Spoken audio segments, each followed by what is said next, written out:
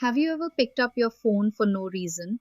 Not because somebody called, not because you needed information, not because you had something important to do. Just picked it up, opened an app, scrolled for a few minutes, closed it, and then somehow found yourself opening the exact same app again 30 seconds later. I've done it. Most people have.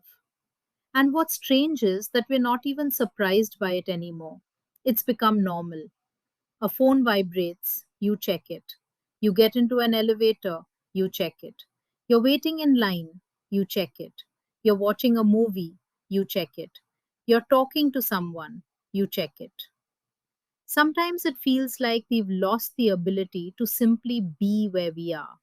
And honestly, I don't think most people realize how automatic it's become. A lot of us don't use our phones consciously anymore.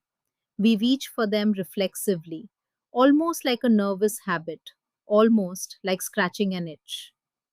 What's interesting is that most people already know this.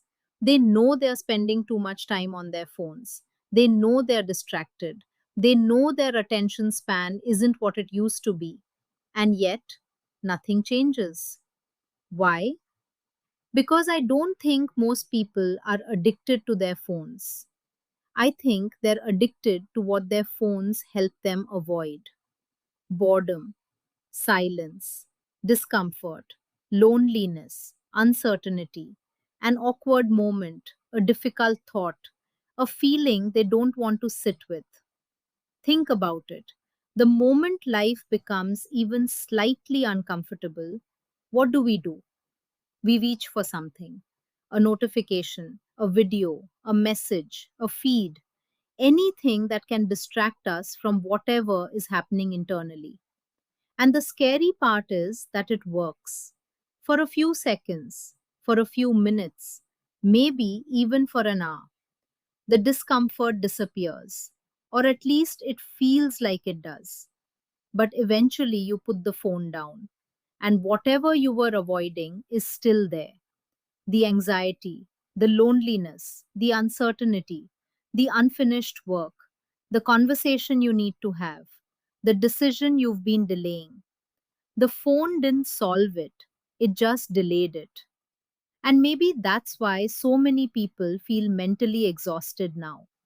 Not because they're constantly working, but because they're constantly escaping. I've noticed something recently. People say they're tired all the time, mentally tired, emotionally tired, and yet many of them spend very little time alone with their own thoughts. There's always something playing, something scrolling, something flashing, something demanding attention. And maybe the human mind was never designed for this much input. Maybe that's why silence feels strange now. Maybe that's why sitting still feels difficult. Maybe that's why so many people reach for their phones within seconds of being alone. Not because they need information, because they've forgotten how to sit with themselves. And honestly, I don't think the biggest cost of phone addiction is time.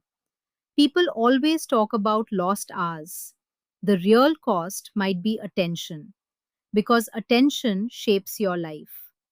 Whatever gets your attention gets your energy. Whatever gets your energy shapes your days, and your days eventually become your life. That's a scary thought because a lot of people are handing their attention away all day long without even realizing it. One notification at a time, one scroll at a time, one distraction at a time. And then they wonder why they struggle to focus, why reading feels harder, why conversations feel shorter, why boredom feels unbearable, why they are constantly restless. Maybe the question isn't why can't we put our phones down?